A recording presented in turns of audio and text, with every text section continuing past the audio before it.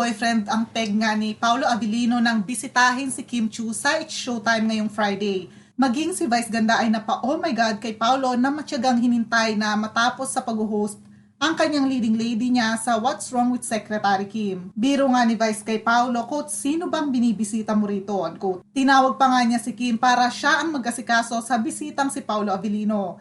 Hirit pa ni Vice Ganda kay Kim, quote, parang hindi ka mapakali, unquote. Hindi naman magkamayaw sa paghiyawang audience sa pagdating ni Paolo. Ipapalabas na ang What's Wrong with Secretary Kim sa View sa March 18.